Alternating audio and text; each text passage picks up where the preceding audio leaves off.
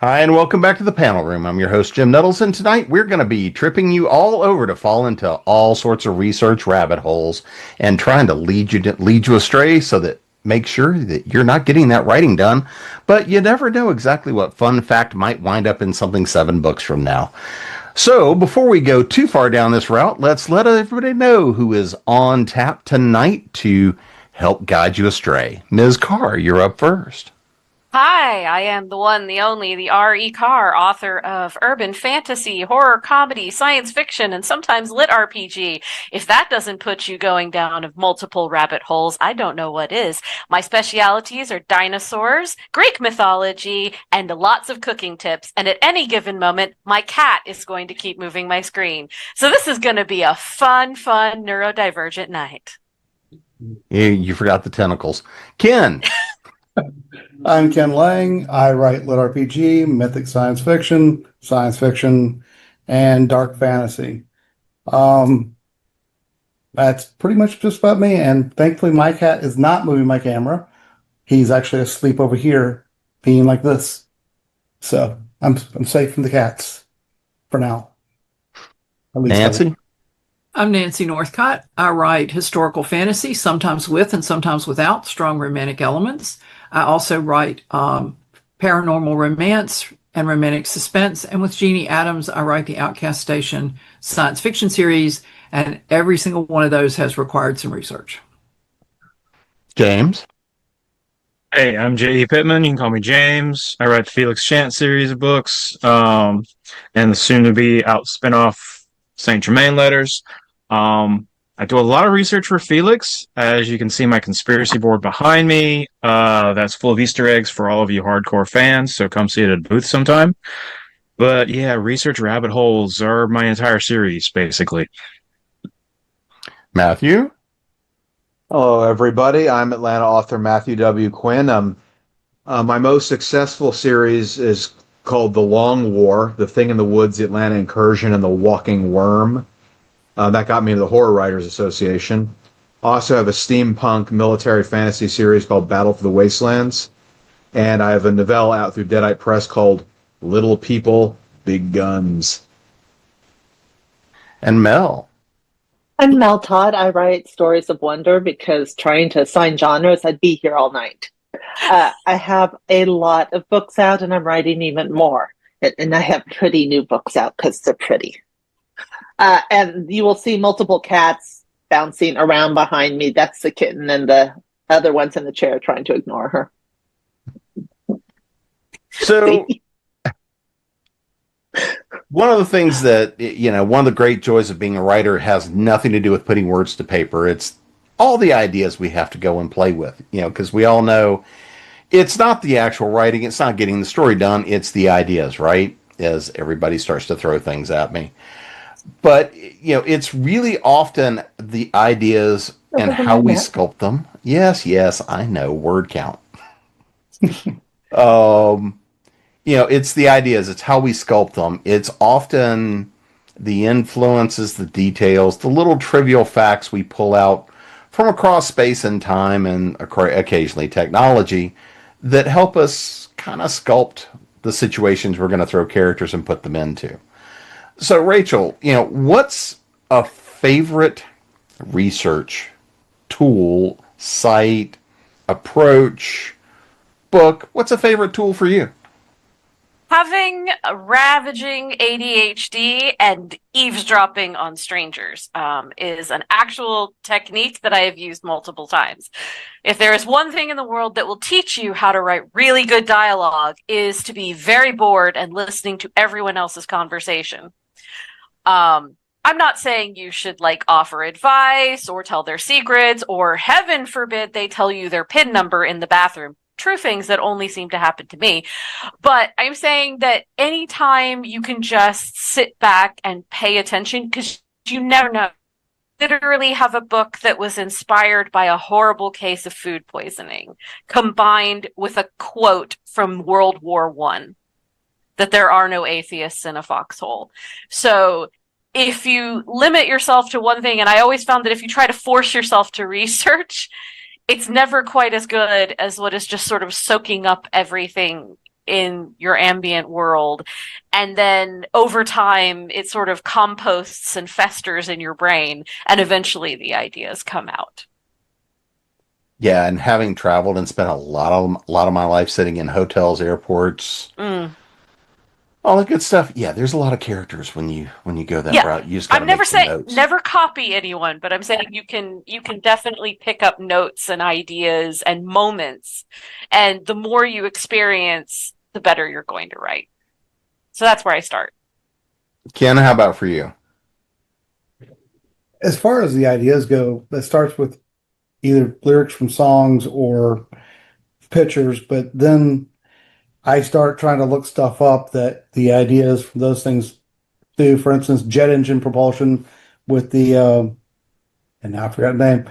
Basically, creates a little spiral in the trail behind it, and so you just kind of one thing will trigger. It's like the conspiracy theory map you see on TV. That's how my brain works. Or So, behind John's head. yeah, but I need all the little wires and Yeah. lines and You've got to yarn. use the red threads. That way it Yeah, the looks. yarn in between. That's the And next evolution of it. yeah, it's a weird type of logic that just takes me from one place to the other. But that and Google Maps, believe it or not, you would be surprised how many things come up.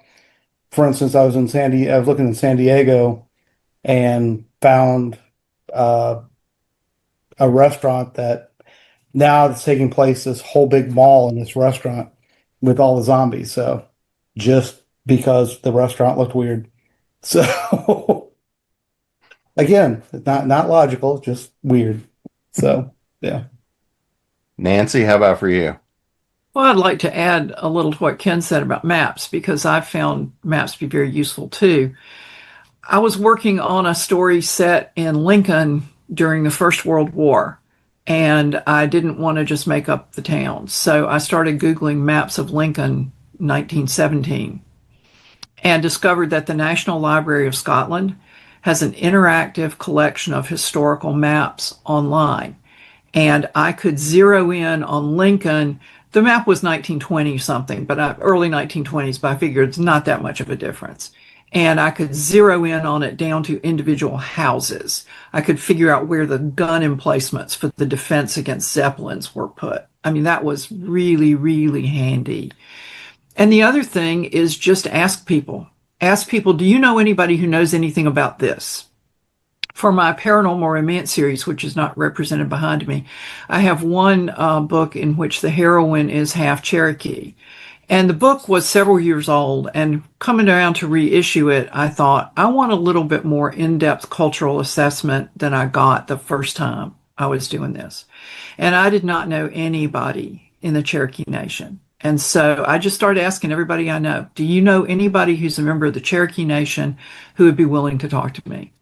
And my son's fiance said, well, no, but I know a guy who's Lumbee and he might be willing to talk to you. And so he did. And he had a friend who's Cherokee who was willing to check certain things for him. And it was just because I was desperate. And I was saying to everybody, do you know anybody? And so they did. And I also ended up that way talking to an assistant professor who teaches I think it's marine biology. I don't think it's oceanography. It's been a while because the next book in the Outcast Station series focuses on the planet's oceans. I was a history major. I didn't study oceans or squiggly creatures that live there. And You should have asked me. I do squiggly creatures. But I didn't know that. And so I ended up talking to her. And I also think it's a good idea when you're reaching out to people that you don't know to offer, can I buy you lunch and pick your brain? Can I buy you a cup of coffee and pick your brain? Because it's not like I want you to just donate your time to my personal career goal. And so I took the marine biologist to lunch a couple of times and picked her brain for an hour over lunch. And it was very, very productive. And now I just have to finish putting the rest of the words on the page for the book. Yeah, I also find it very helpful when you offer to kill them in the book. Weird. They actually do love that. Dedications or death. Either one. James, what about for you? Well, everybody said a lot of one of my favorite ones, especially Nancy's with the trade coffee, lunches, dinners, drinks for information. But I will double down on that and add conventions. If you don't know and you can't rely on your friend network to just randomly put you in touch with somebody, go to your favorite sci-fi or Comic-Con or whatever. There are these, things called panels, like kind of like we're doing right now, but in person, where experts get up there and blab. And if you're doing science fiction, I know a few people from NASA now, and some other really smart people. One of the world's foremost neuroscientists, and just because I go to conventions and I can be like, "Hey, so and so, I'm doing this thing in the book. Is that plausible? Is that not plausible?" I did get lucky for my action military sci-fi series. One of my best friends is married to an Army Ranger, so I took him out for beers a few times, and he told me stories, and none of them ended up in the book because none of them can end up in the book. But you know what I'm saying is like that human connection. People love to tell you about their special interests, their passion projects, their careers, especially if, like Nancy was talking about, a marine biologist. How often do they get to like just go off to someone about all that they love, not necessarily showing off, but just finding people to be enthusiastic about their career choice with. So that's a great way I found. Another thing I love to do, kind of tagging on what Ken said, Google Maps is great for referencing and Street View is great for getting a feel, but one step better, YouTube walking tours, because I was doing like book set in Nashville. I hadn't been at that point and didn't know much about it, but I wanted a good feel. And someone had done, I just Googled Nashville tour. Someone had done a bus tour, someone had done a walking tour, so I could see, like, actually immerse myself in the street and just kind of get a little bit of a vibe of what's going on. So basically, if you can think of it for a book, somebody's probably done something similar for it. Just, YouTube walking tours of this cathedral or something like that. You're going to come up with something. And the second thing to do with that, double check your sources. Unless it's not mission critical.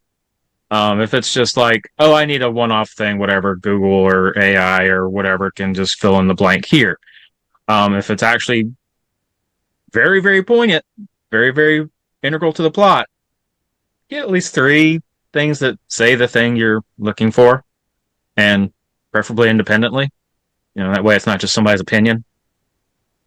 Check your sources. Yep. Matthew, how about for you?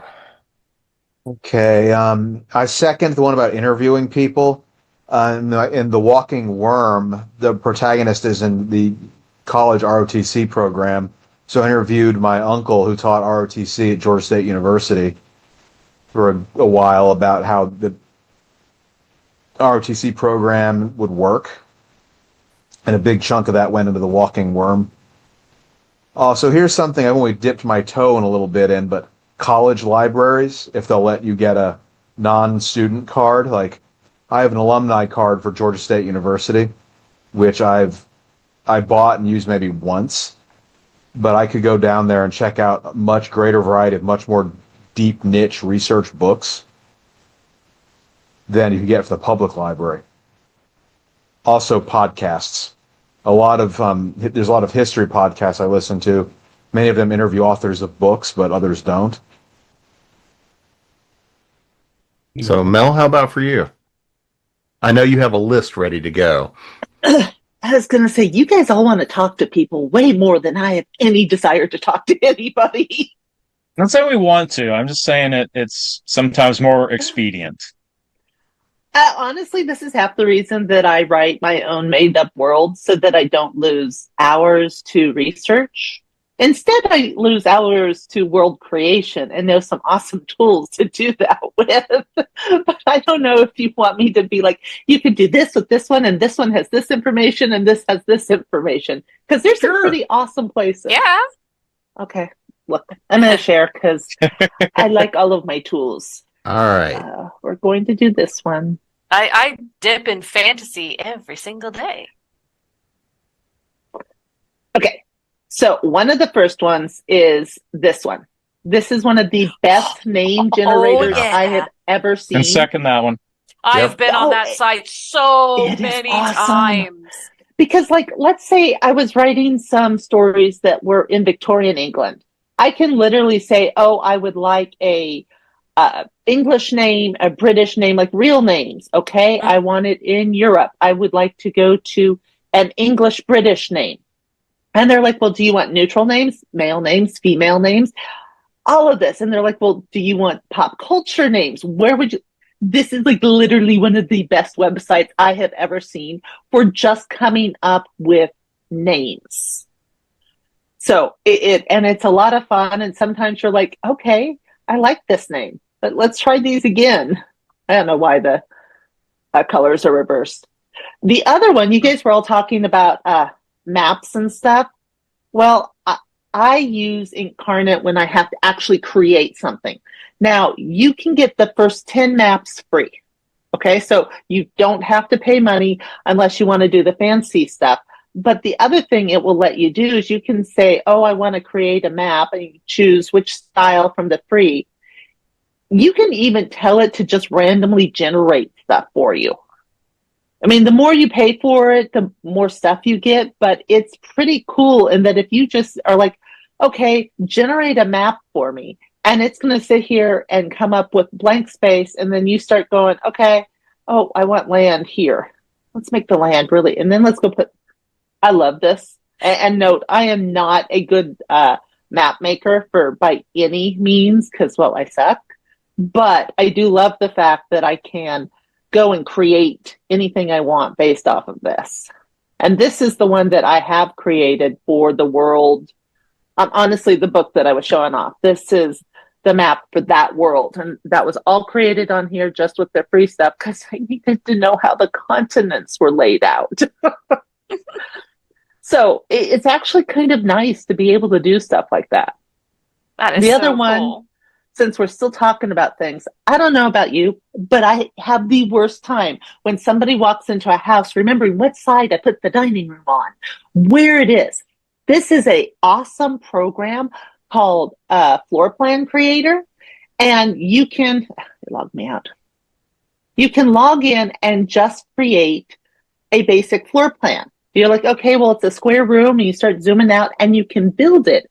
And I like how they did their pricing, because with theirs, instead of saying, oh, you have to subscribe, you get the first project free. And then you can buy another 10 maps for $6. And then until you run out of maps, you don't owe anything else.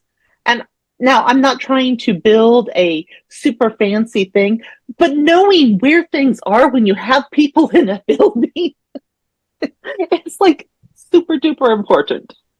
Mel, Okay. Are these maps just for personal reference, or could you actually publish one in a book if you wanted to? You can publish it. You created it. These are all owned by you once you were done creating it. Okay. I mean, this one I could technically publish anywhere I want. Mostly I just wanted it for myself, but I'll probably include it on my website as fun stuff. But no, you created it. This is all yours.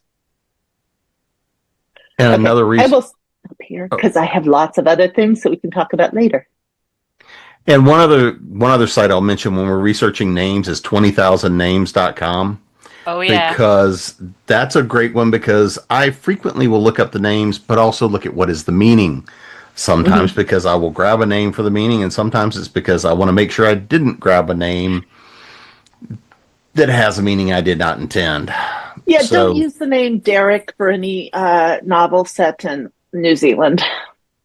Derek works exactly the same as Peter and Dick. Ah, the more you know. The more you know. So, kind of since we sort of started talking down the path of some favored things, I want to now go down a little bit of a rabbit hole as a part of this myself, which is when we're looking at some of these research rabbit holes, I want you to kind of bring up what's something odd, unique, fun you found, you had to go find, some great journey you went on, and the tools you used to get there. So, Ken, you're up first on this one. Christ.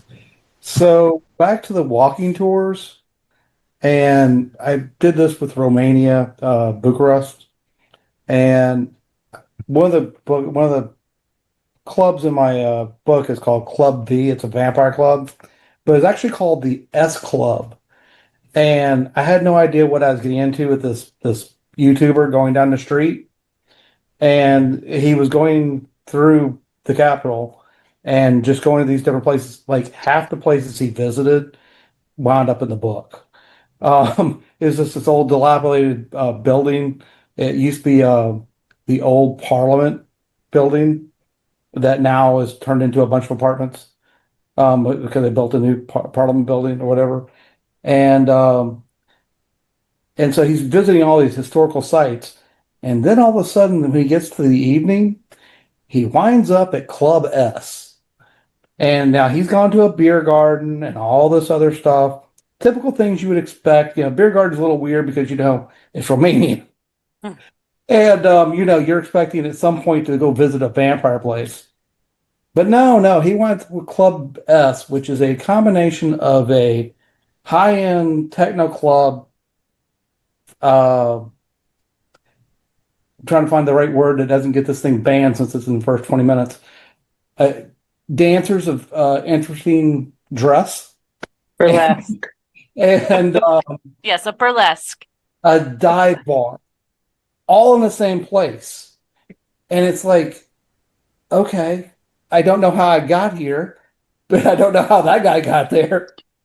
But that was probably the weirdest journey I went on as far as one of the more recent books. And that was in Dawning, and one of my vampire book with Kane. So, but that was a weird one for me. Nancy? When I set out to write the Light Mage Wars paranormal romances, I wanted to set them in the South because I've lived in the South my whole life, and I know Southern small towns and Southern people. But I didn't want to set it in Atlanta because at that time there were several fantasy series that were set in Atlanta. So I was talking to my brainstorming group, and I remembered the Okefenokee Swamp. Now, my memory of it was very limited because we used to drive back and forth to Florida to see my dad's family from North Carolina every year. And we would always stop on the way to do something just for our family. And one year we stopped at the Okefenokee Swamp. And I remember almost nothing about it except the name. And that we could not take a boat ride because my mother was afraid that a snake would fall from the tree into the boat. But I mentioned all this to my brainstorming group, and somebody said, well, energy's different in a swamp. And I thought, well, that could be really useful for magic. So for the first book, I couldn't get down there, so I ended up doing the research primarily on Google. But our family was down that way on vacation after the book had sold, and we went to the swamp. And I remember saying as we drove in, I really hope that this is as cool as I think it is because I'm stuck with it now. And we took a boat trip. Now, those of you who know me personally know I am not a nature woman. I want my surroundings climate controlled and my wildlife safely distant. Thank you very much. But we took this boat trip and it was mind blowing because it's a blackwater peat bog, really, not a swamp. And the guide in the boat had a gallon jug with the bottom cut off, and he used it like a scoop, and the water in the jug looked like iced tea. And he said it looks like this because tannins, which is what the Romans used to put in their canteens to keep the water from going bad. And so it's such an alien landscape, 400 square miles on the Georgia-Florida line. You can't get a cell signal when you're out in the middle of it. It's that undeveloped and that wild. There are all these trees with Spanish moss hanging all over them. There are prairies, which are like shallow water with plants visible under it, but usually not sticking out of it unless there's a drought. All kinds of different vegetation. Native Americans lived in the swamp at one point. and then hid there in the 1840s. The Seminoles came up from Florida and hid there. So it was a combination of that, all those things, and it was so beautiful that it started to generate ideas. And so I fell in love with it.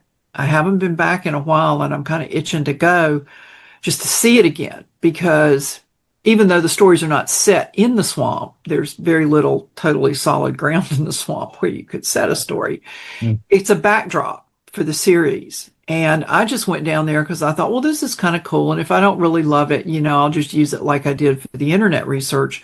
Because when I do internet research, I don't like to depend upon it. I keep that to a minimum, the amount that I use it, until I've been able to verify it in other ways. And now I've verified it, and I really love it. And it's turned into a real rabbit hole. We've got all these books about the swamp, and I'll say, I bought another book about the swamp, and my husband's like, yes, of course you did. So, don't you have an entire wing of the house that's just dedicated to the swamp at this point? No, but sometimes it feels like it. So yeah, and in fact, there's in one of the books in one of the series hasn't come out yet, but one of the big closing scenes happens at Giant's Causeway. And when I wrote it originally, I had never been there. And I've subsequently been there and had to rewrite that entire scene because it was a very different environment. So if you can go, it's always helpful. Well, most of the time. James, how about for you? What's a trip you've been on? Okay, I think everybody's heard me talk about Saint Germain enough, and the alchemy side of things, which has been my most recent rabbit hole. So let me go one step back. One I really had fun with is the first short story I ever sold, Into the Fire, which I'm turning into a novel. But it is about a billionaire who hijacks his own spaceship to go hunt aliens on the moon. Now, I can't go to the moon myself. Not yet. I'm not rich enough. And I'm not a billionaire with his own space program. So I have to do a lot of research from people who have been, those NASA friends of mine now, et cetera, et cetera. But what I do with that series, or that story, is I have to take hard scientific data melded with conspiracy theory and put it as plausible as I possibly can to where I get the details of a moonlander right and orbital mechanics right, but also make it plausible that aliens could be hiding in a hollow moon that they are using as an observation point. So that's a very different kind of research. So you're going on the pseudoscience side of things and the actual, verified science and trying to blend them together. So that's always really fun. And if I can ever go to the moon, I would really enjoy just to kind of get that right, because there are several scenes in there that I think I got right, but I don't know. Matthew, what about for you? Let's see, going on trips, in regards to boats, I once took a boat tour all the way around Manhattan Island. It was a very long time. I don't remember a lot of the details beyond they converted a lot of old industrial buildings into some very interesting shaped apartments. Like a sugar mill. It was like a gigantic trapezoidal apartment development. But yeah, definitely visiting the place you want to go was a good idea. Like, The Thing in the Woods is set in a town that it's not Griffin or McDonough. Look at my eye, it's winking, see? I used to be a reporter for the Griffin Daily News. I used to live in Lovejoy, McDonough, and worked in Griffin. And the Atlanta incursion takes place around Georgia State University. So I knew all that firsthand. The Walking Worm takes place at Chapel Hill.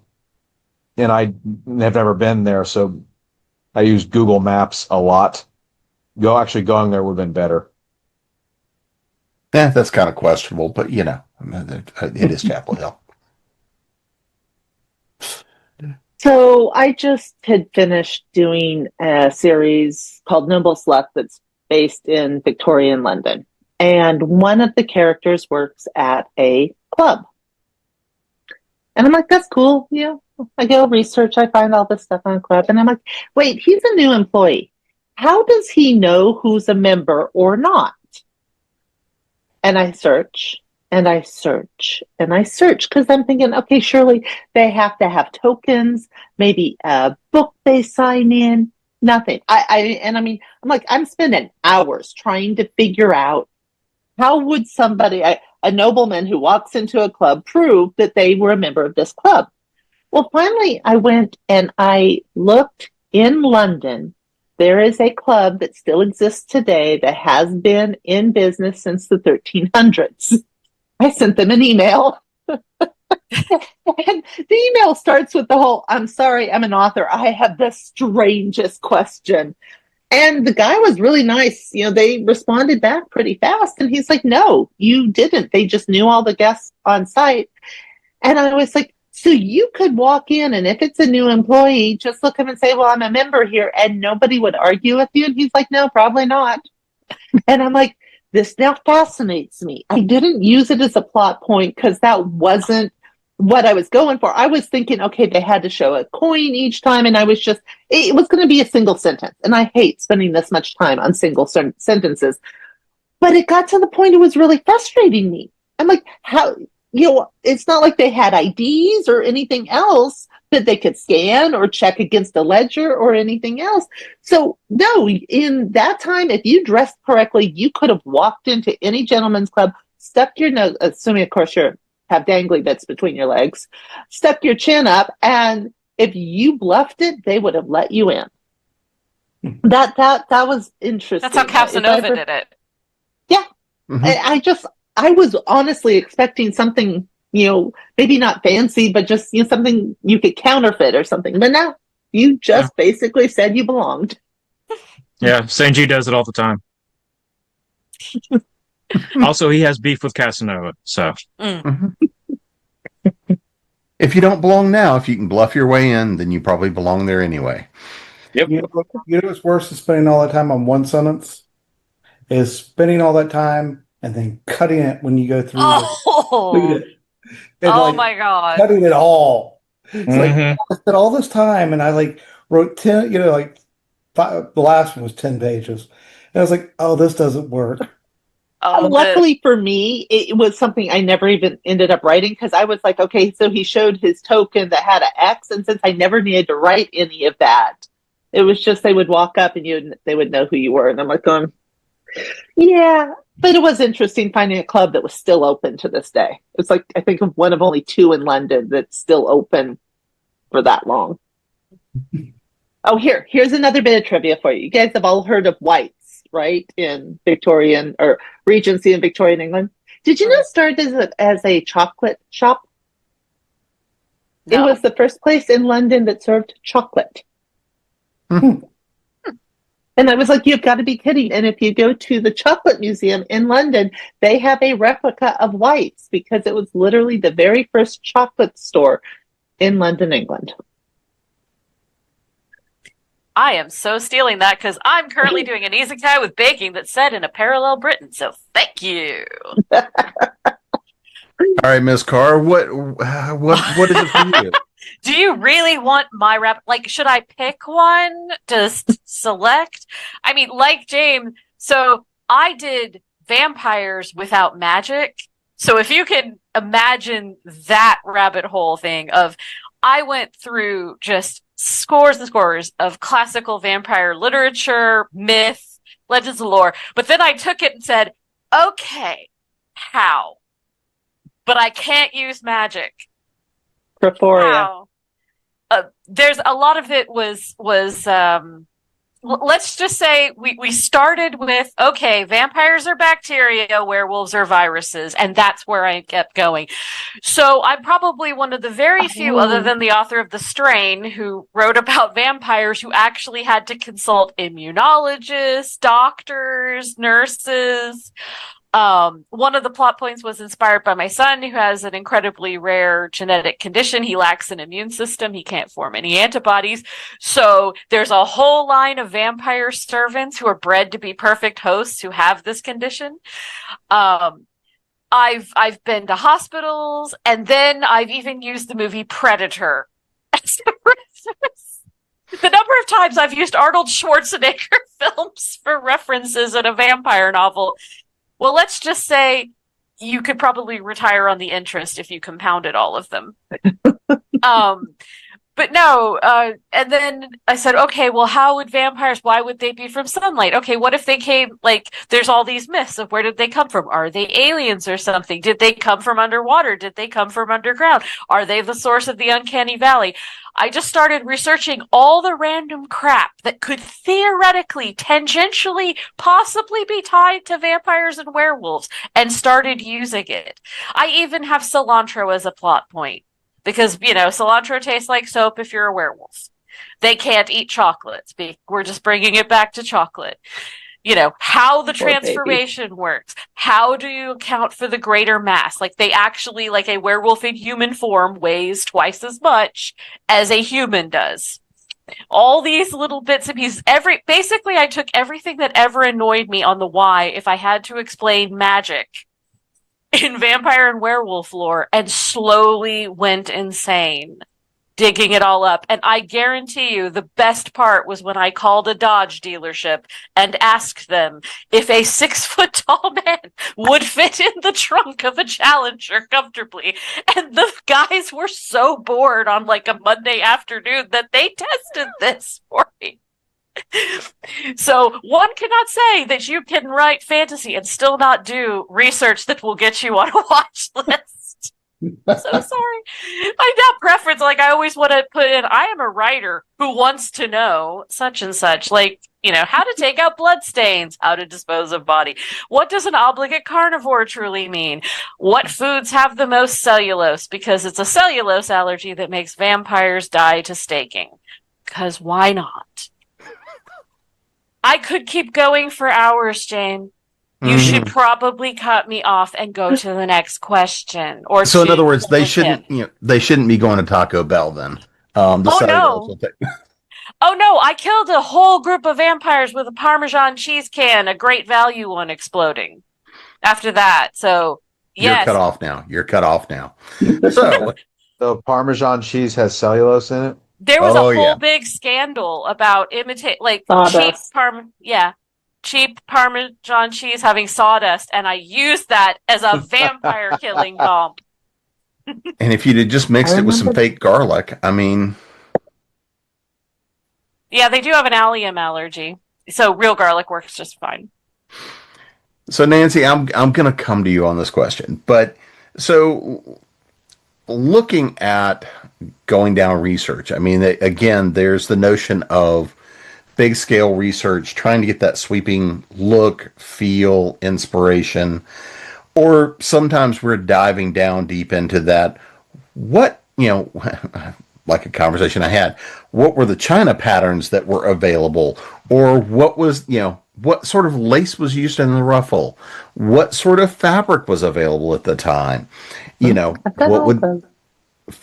food and drink, because I'm a firm believer that everything's got to have food and drink, because otherwise it gets really boring. So, Nancy, for you, when you're thinking about these things, what comes first for you in terms of doing this kind of research? Is it going for the big picture, the aesthetic, the look, the feel, or is it really getting down to those nitty-gritty details that help set the tone? And what kind of research helps you do that?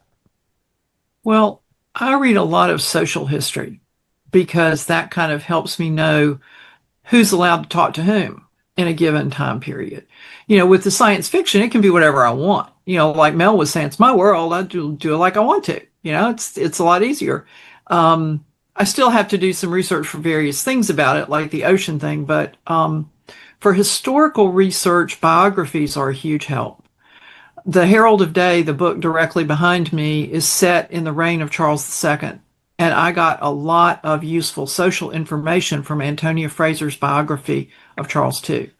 For example, people used to say odds fish when they were vexed about something. Well, odds fish is their very careful way of saying God's flesh. but they weren't supposed to say that because that was blasphemy and therefore odds fish.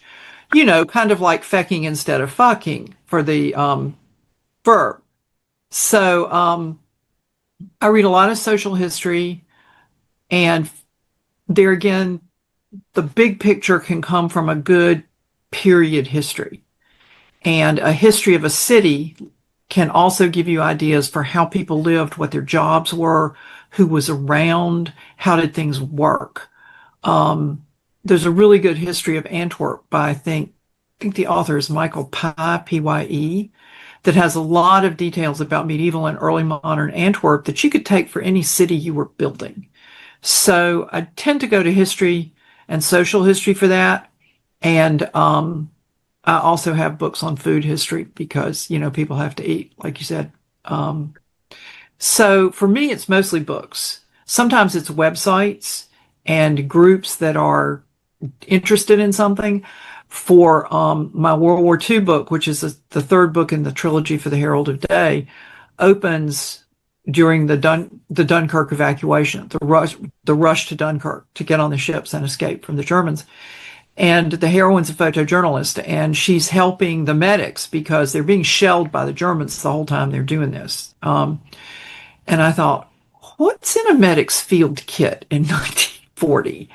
And I found this guy, somebody mentioned YouTube earlier. His name's Rifleman Moore, and he's really into military history. And he has field kits and uniforms and weapons and all this stuff. And it's like, I gave him a thank you in the acknowledgments. Not that I think he'll ever see it, not that I know who he actually is. But YouTube can sometimes have really useful things. Like, I think it was Ken who was saying walking tours can be really useful. So I use all those things. That's a very long answer to your very short question, but the answer is all of that stuff. And also it gave me a chance to drop my ball. James? So this is where I will bring in Saint Germain, because he is a figure who is tangentially rooted in all of history from a certain point on and about 300 years before his official appearance. So what I end up having to do for him and his parts, and this is very much similar to what, you know, Mel was saying, there's like 2 sentences about this, but I have to read like a 400-page historical book to get the complete reference and the grounding so that I don't like, you know, Ghostbusters and Cross the Streams and just really blow up the universe. For instance, doing the spinoff I'm doing with him, I start him off in the court of Rudolph II because he is one of the distant Habsburg cousins, and that's kind of how he maintains his anonymity going for about 300 years until the 1700s France. He's just a distant Habsburg. You know, there's a lot of them. He just you know dives into the family treasure and he's like, oh yeah, I'm this cousin's kid now. You know, he's an immortal alchemist. But he is also known in his legend in the 1700s to play the violin quite beautifully. And I am setting this series in 1580 for a very specific reason to do with the main series. And his cousin Rudy asks him to play for the court. So I'm just this one-off thing. I like, okay, what would be a popular, you know, piece of music played on the violin at court in 1580s Prague? Nothing. The violin in its current form had only come into existence about 30 years prior in 1550s.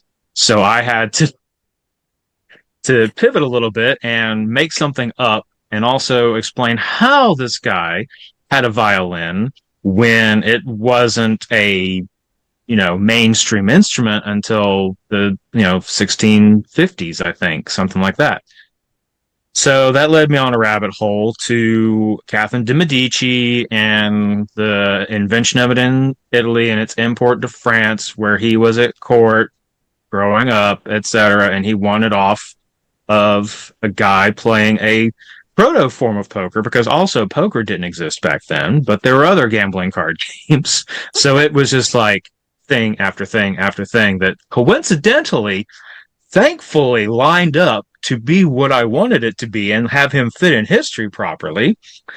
But it was also an afternoon spent on, getting stuck in one rabbit hole that led to another rabbit hole that branched off into another rabbit hole, all just so he could play the frickin' violin at a, midnight ball. Matthew? Are we talking about primary sources of research? Well, whatever path makes sense for you to take. It's much more a matter of looking at how you approach it. What are the main things you're looking to focus on? Are you looking to take big picture? Are you looking to go in the details? Are you getting character focused? Or what are you doing, and what sort of sources are you using to dive into that? Okay. For the Wasteland series, which is the one that was more research intensive, the Long War stuff is like 2009 through 2012 with X-Filesy stuff going on in the background. A lot of books, a lot of military history books, and sometimes you pick up a lot of social history stuff along the way. And some very specific things pop up. Like there's an anecdote in Serpent Sword, the second Battle of the Wastelands novel, that's actually from the Japanese bombing of Chongqing during World War II. I just read a lot of books, and anything that is interesting or I think might be useful, I just type it up in a Word doc. Used to be one big Word document called Character Sketches, but the document was so big it started taking time to load. So I spun off like 10 smaller documents and put them all in a big folder called Research Notes. And when I listen to podcasts, a lot of times history podcasts interview authors. So then there's one podcast I listened to had a whole interview with an author of a book about the Over the Hump, flying from India to China during World War II. And that I was able to pillage a lot of stuff from that for most of the Wastelands world, but some other stuff as well, just typing in my notes. And something I learned is that your library system, if you have a library card, you can download audiobooks. They typically use the Libby or Hoopla apps, and you can stream those while you're driving. And I have a long commute, and that comes in really handy. Also, time to piss some people off. Google Gemini. It functions more like an upgraded search engine than anything else. It has a lot of issues to it, but yeah, Like as an engine. I'm thinking of serializing a Wastelands story that takes place much earlier, and Google Gemini gave me at least a bunch of authentic sounding Scandinavian stuff I can use for like the names of islands and all that. So some of this 20,000 names stuff that was brought up earlier, that might be useful as well, because Scandinavian names tend to be something son, something daughter, unless you earned it, like an epithet. So more names, so it's not like the same 10 people. Yeah, well, and we're also back to the ask for the sources. Oh yeah, Google Gemini has little links you can click on. Yeah. Although I did ask Google Gemini about, to come up with like a tariff regime to reduce wastefulness, because I hate fast fashion. And it wrote me this multi-paragraph monstrosity based apparently on one link. That Sounds one about link right. is what I'm sharing with people. So Mel, Okay, how about so for that- you? Two things for you. First, there is a line of books called How Done It. They have books on how poisons work, and not just the poison, but what it does to the body. They also have another one that I have on my that has how trauma works.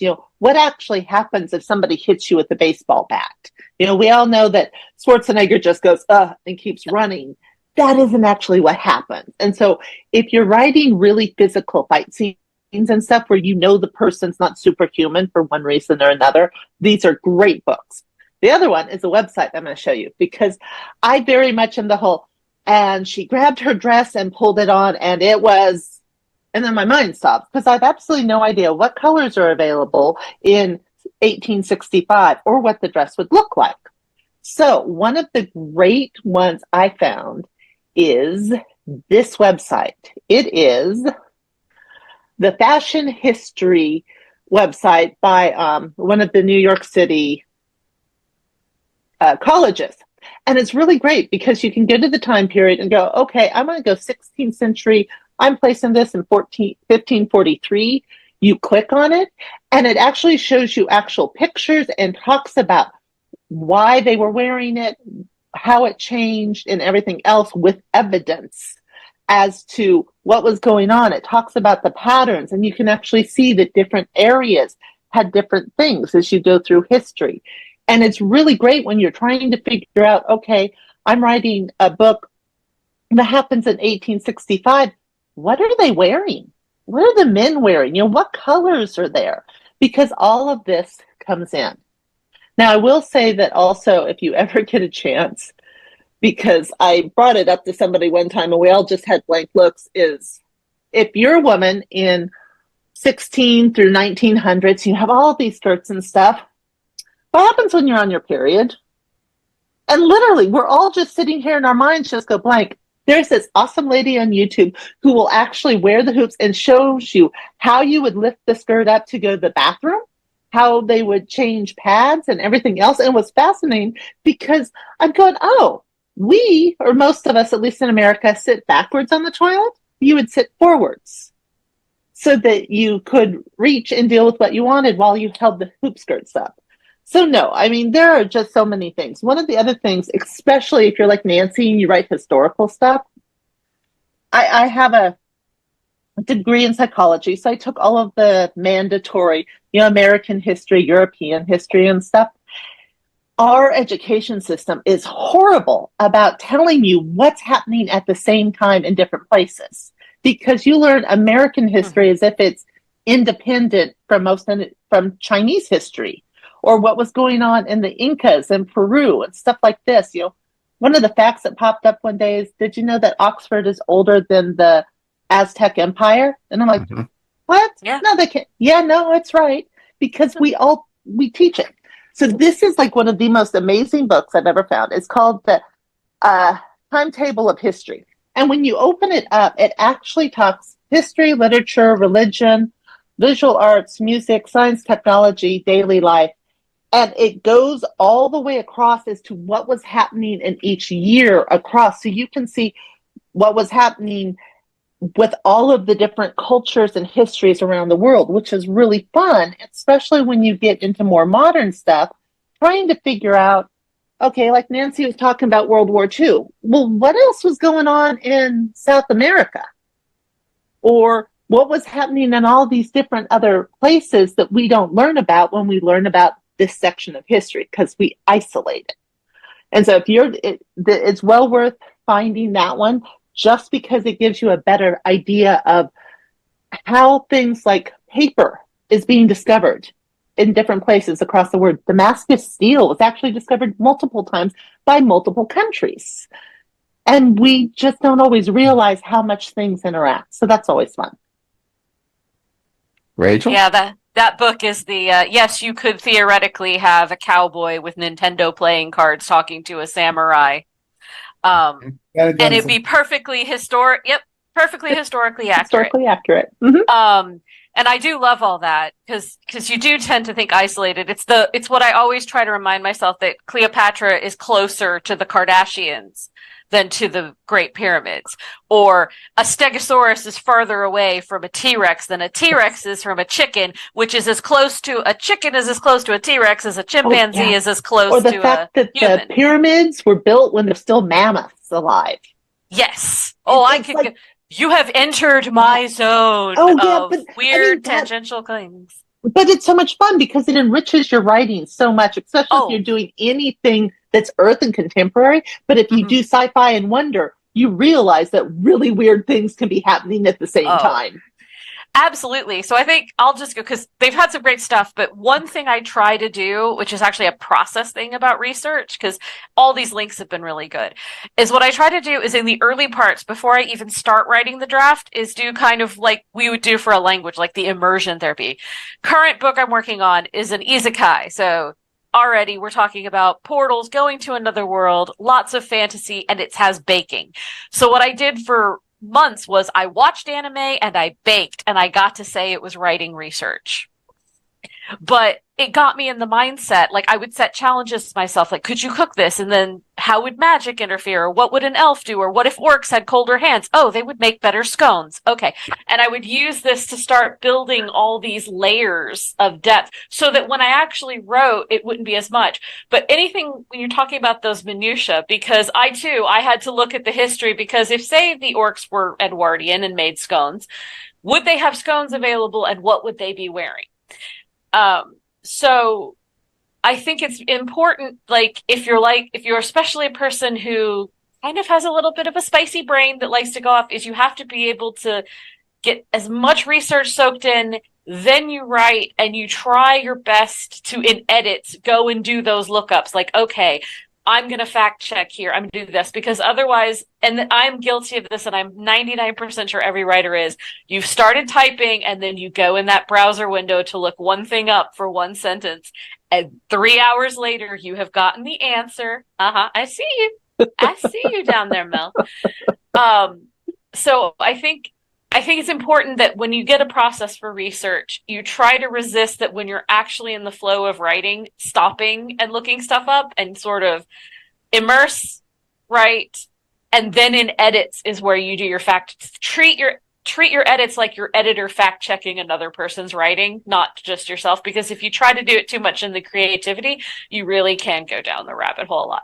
But that is literally just one pass. Some people I know do that. They like to stop and look it up each time. Or like Nancy, she never got a real answer, but finally had to make it up. But that's a different story. Hey, we've all made crap up. I made up the fact that there were vampire treaties with the Romans in Okinawa, and after I published my book, they found Roman artifacts in Okinawa. So, okay, it sometimes just works out. Ken? After many years of playing with mythology and as a personal hobby, I decided to write these books. So I decided to take our history, use Groundhog Day, and then I went down every rabbit hole you can imagine with every myth you can think of. So I did the whole Cain, the fall of Eliezer. That's actually the Hebrew name for Lazarus. So Lazarus is the main character in most of my books for this series. So a lot of religious history, and whereas he uses Word, I use Excel. And I opened it up while we were talking, and it says slow workbook, and I have like 10 of these. So yeah, I mean, it's just my thing was just I have a room across from right here that's about 13, it's about 18 foot long, and I have 10-foot ceilings, and that whole wall is full of nothing but myth. So I did a lot. Nice. Oh, that's so nice. Well, and unfortunately, I'm going to be getting rid of that in about 3 years. So anybody who wants dibs, we can talk. Rachel and I are both like, We can talk. There's a lot of stuff in there that should be burned, but we get it out later. But yeah, it's a lot of reading old history books. So I have a lot of books from the 1900s, early 1900s, late 1800s, for instance, from Masonic history. So I did a whole stuff on that because I used a lot of their stuff. And yeah, so I just twisted everything you can imagine, and then threw it into a groundhog situation and came up with it. But that's what I do is I start with the books, and then I start with an Excel spreadsheet. I write the beginning of my story, and then I write the ending, even if it's just a page. And then you can get to the end by following the headlights at dark. So, You're supposed to hiss when you do that, Mel. was hissing. I just wasn't hissing loud. Hey, what's wrong with the plantsers? We plot a little bit and then we pants our way to it. I just love the fact that he actually knows how the books end, because every single time I've tried to do that, whatever I think the end is usually happens like chapter 5. Oh, it doesn't And then it goes mean off it doesn't the rails. surprise me. For instance, I actually was in the middle of that series there, The Wonder Awakens, and the second book one of the characters that's supposed to continue through the whole series, I wind up killing. It just it's like, Yep. oh, that happened, and I just got up Mhm. from my computer after I did it and went, Oops. shit, and I walked off. I didn't even save. I just walked. Yep. We've all Still, killed you our know, characters the same- before just to make them behave. Yeah, yeah. I have one character I tried to kill for 6 books, and he kept surviving, and I was just annoyed. Oh, I have one of those too. In the first book of a session here, a girl named Heather was supposed to die at this wedding that they went to. In the first like 7 chapters, she gets stabbed in the gut, just a gut wound. We all know that's going to go badly. Somehow she survives, and survives for 6 more books as regular, and then stuff happens. But still, she's still not dead. She just won't die. Sorry, we're rabbit holing, Jim. We're rabbit holing. Well, I think on that note, Oh, wait. If you're about to wrap up, can I show the other websites that are like really Sure. awesome? And I'll put the link. Please. I did find some Absolutely. cool websites. Okay. Just because I love I people want and to I know love how many of sharing these knowledge. I use these too, because So- I'm laughing. I have a silly Okay. question with some of these websites. Mhm. Is there a place you can make a post so we can copy these? I know that you I'm putting them in the chat. I know you put them in the thing, but once we go, the thing goes away. Sure. Yeah. I'll try to I remember can to do put it in that. the show notes. Yeah, it would be nice if when it's posted, if these were in the description.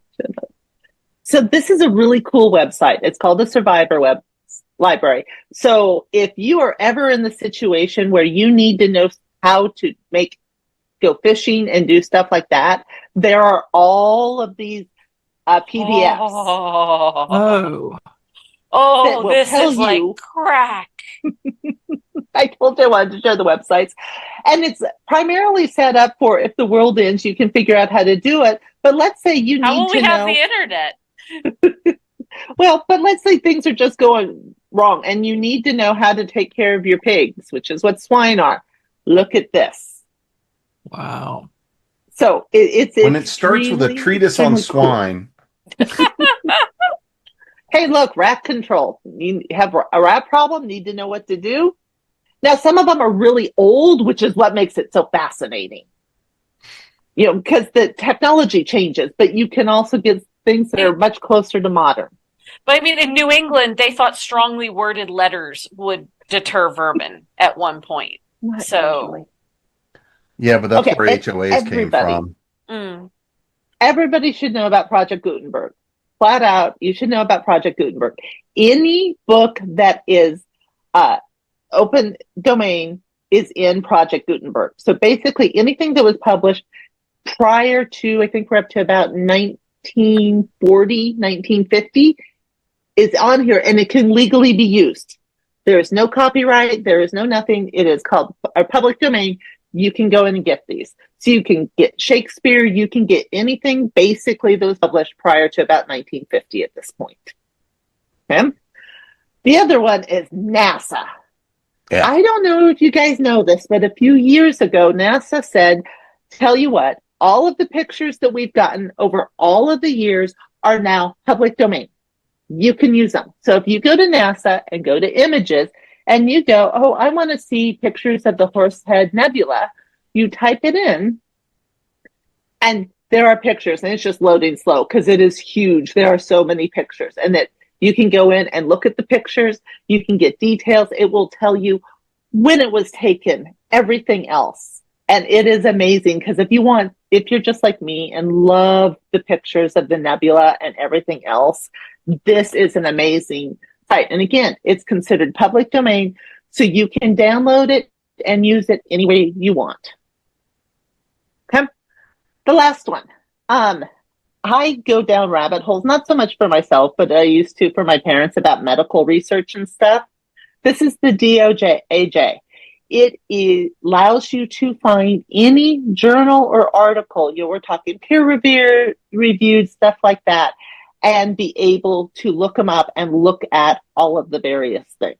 There's another one that I couldn't find the link of, But some lady in Russia got pissed at all of the gatekeeping that's happening with scientific journals nowadays, and she has created a website and is being sued about it. But that anybody can post their peer-reviewed articles to, and it is then open access to anybody in the world. I'm still trying to. I saw it and I couldn't find the link in time for this, but this is just cool because sometimes trying to find out medical stuff, it's so gate kept that it's really hard to get to.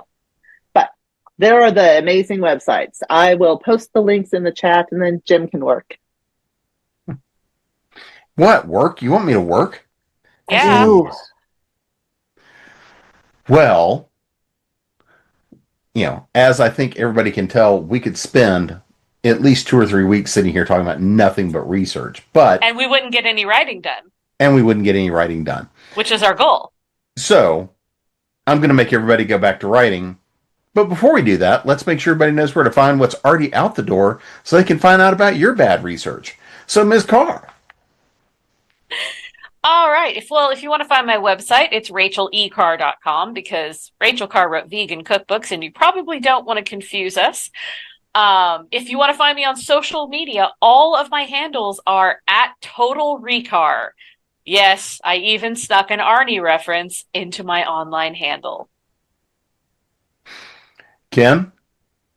Hi, KenLangeAuthor.com, and that's most of my stuff, or just Ken Lang Author or Ken Lang. But you have to have the E. If you go with the Lang, you're going to get somebody very different. They do like police procedurals, and they're bad. Okay, they're not bad. They're just not my stuff, and people yell at me over it because they had some editing issues 10 years ago, and I got yelled at for it. So I'm kind of mad about that. I'm a little bitter. At least you didn't get asked how to cook tofu. No, but okay. Yeah. I suspect it's better for you to be asked how to cook tofu than necessarily the other Rachel Carr. Yeah. She has gotten some questions about kittens and blenders. Oh, yeah. Nancy? No. NancyNorthcott.com is my website. Nancy Northcott on most social media, Nancy Northcott Author on Instagram. And not long after we're recording this, I will be, along with lots of these other people, at DragonCon. And then in October, I'll be at Multiverse in the middle of the month. And at the end of the month, I'll be at the Bowling Green State University Conference on Soap Opera and Popular Culture on a panel discussing Batman as soap opera. That sounds amazing. Especially in the Zack Snyder world. James. Hey, J.E. Pittman. You can find me at halfacrepond.com. I also do have jepittman.com, but there's very little there. Stay tuned for more. On all the socials, I'm either J.E. Pittman or on the Facebook, it's J.E. Pittman Writes. Also, regular on the con circuit, so come find me at your favorite local con. I'll be at Dragon, I'll be at Multiverse, I'll be at... I don't even remember how many cons going forward after Dragon, so I'll be there. Come see me. Matthew? All right. If you're coming to Dragon Con, I'm going to be on 2 panels on Saturday. One of them is the Weird Western one. I believe that's at 4 o'clock. And the other one is on the show American Primeval. That's at 7. I'm also going to be at the Cartersville Comic Con in Cartersville, Georgia on October 11th. And online, the closest thing I have to an author webpage is my Substack, The World According to Quinn. From there, it links to everything else, like my Amazon page. I have a Patreon, not much. Everything there is on Substack. I'm putting some things on Patreon as well. And other bits and bobs. Mel? My name is Mel Todd. I own Badash Publishing. You can find that at Badash Publishing, and note that it's ASH, not what I'm sitting on. You can find me under most socials under Badash Books. Or you can also find me under meltodd.com. I also will be at DragonCon. I will be at a ton of panels. I will have a booth. And then Friday night, for those of you who don't know, at DragonCon is the Fantasy Gather. It is held in the Hyatt, the International Ballroom. And that is where pretty much most of us indie authors will have tables so that you can come and buy stuff. So if you're seeing this before DragonCon, you need to put the Fantasy Gather Friday from 8 till midnight. We will be there selling our artwork, our wonderful, wonderful books that you know you want to come buy. There. Other than that, you can hit me up on most of the socials. And I put it this way, if I don't respond, assume I didn't see it, because otherwise I usually respond. We're all in. And if you're seeing this after DragonCon, make plans for next DragonCon, where we will all be at the same place yet again. They or do you tend to can drag go to my me back. website and just buy it directly from me or Amazon if you want the ebook version. Because most I of have us the are pretty shameless enough to sign and ship them as well. And easiest way to find me is jamespnettles.com, authoressentialsworkshops.com, creatingpros.com. Of course, here at ConTinual and at Dragon, for our creative business types, I will be doing a workshop on, is it Friday? I think that workshop is on Sunday.